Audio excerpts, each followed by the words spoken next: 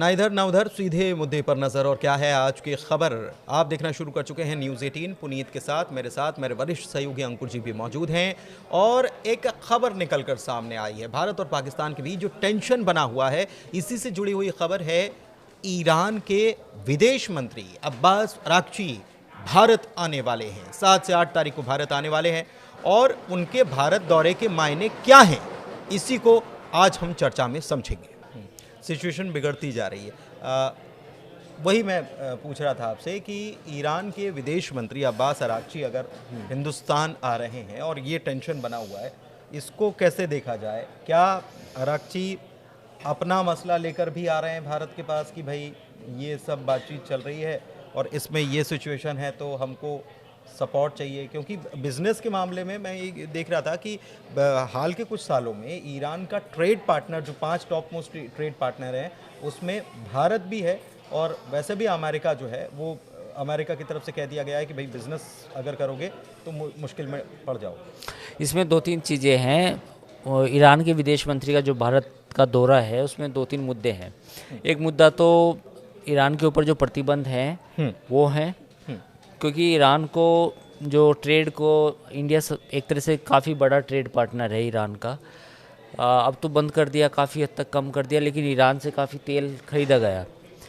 तो एक तो ईरान ये चाहता है कि जो इंडिया के साथ जो ट्रेड वाले जो मसले हैं वो जल्दी सॉर्ट आउट हो जाए, क्योंकि ईरान के ऊपर सैंक्शन है, ये आप पूरी दुनिया को पता है।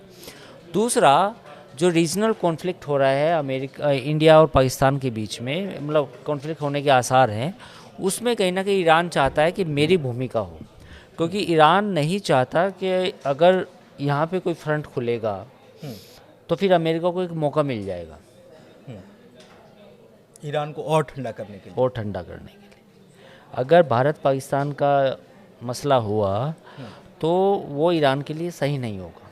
अपनी पोजीशनिंग को स्ट्रॉन्ग करने की कोशिश है उसकी, स्ट्रॉन्ग करने की कोशिश है। साथ ही दुनिया को ये भी दिखाना है कि मैं एक रेस्पॉन्सिबल कंट्री हूँ, मैं मीडिएट भी करने के मैं लिए मीडिएट भी कर सकता हूँ। हम भी शांति की बात करते हैं। हाँ, और हमने इंडिया और पाकिस्तान के दरमियान जो एक जंग हो सकती थी उसको रुकवा दी। तो ये पोस्चरिंग है। लेकिन भारत की पोस्चरिंग तो ये है कि भाई आप अपने काम से काम रखो। नहीं, ऐसा नहीं है।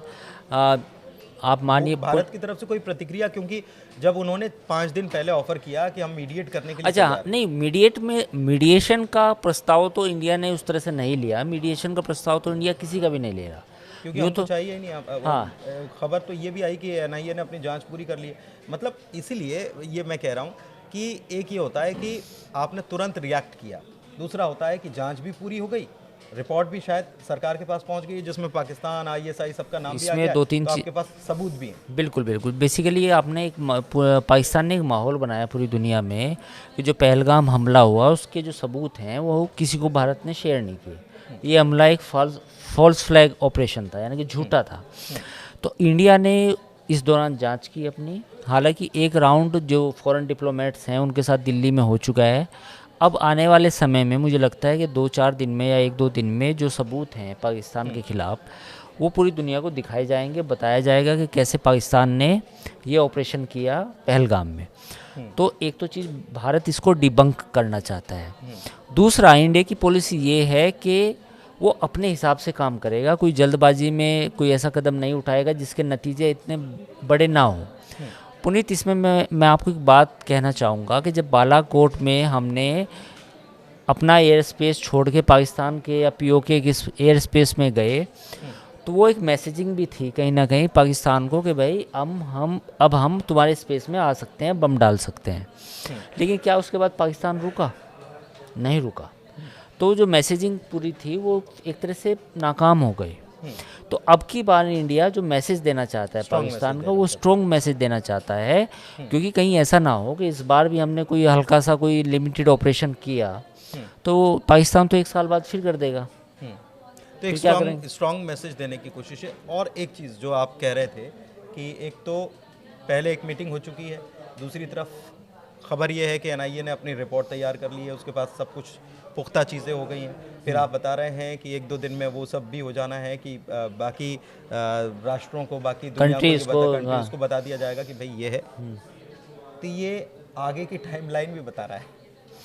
बिल्कुल, देखिए आगे की टाइमलाइन तो यही है कि इंडिया ने स्टेप बाय स्टेप चीज़ें की हैं और जो मुझे लगता है कि सही है। एक तो एनआईए की जांच पूरी हो जाएगी, दूसरा जो डिप्लोमेटिक और पॉलिटिकल एक्शन लेने थे, जो इंडस वाटर ट्रीटी का एट एबेंस रखना था वो फैसला लिया, तीसरा हमारी जितनी भी सेना है उनको तैयार होने का मौका मिल गया कि इस दौरान वो अपनी स्ट्रेटजी बनाएं, चौथा पूरी दुनिया में जो समर्थन है इंडिया को जो मिलना चाहिए उसको भी जुटाने की कोशिशें हो रही हैं।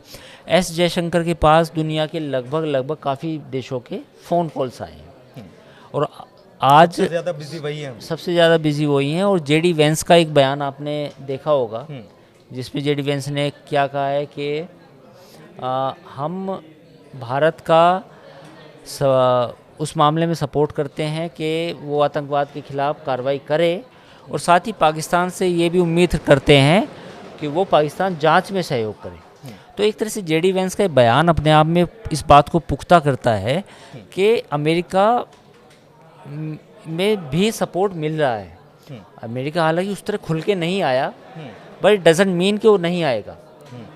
तो पूरी दुनिया में सपोर्ट मिलेगा। काफ़ी देशों के जो विदेश मंत्री हैं, ब्रिटेन ने इवन कह दिया कि हम भी पूरी तरह से इस मसले पर आपके साथ खड़े हुए हैं।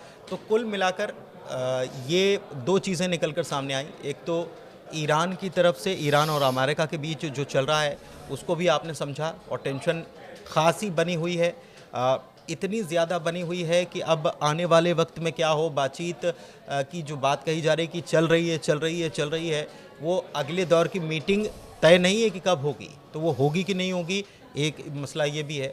दूसरी तरफ भारत और पाकिस्तान को लेकर जो टेंशन बनी हुई है, इस बीच ईरान के विदेश मंत्री का भी दौरा होने वाला है और इस दौरे में क्या कुछ चीज़ें निकलती हैं ये देखने वाली बात होगी।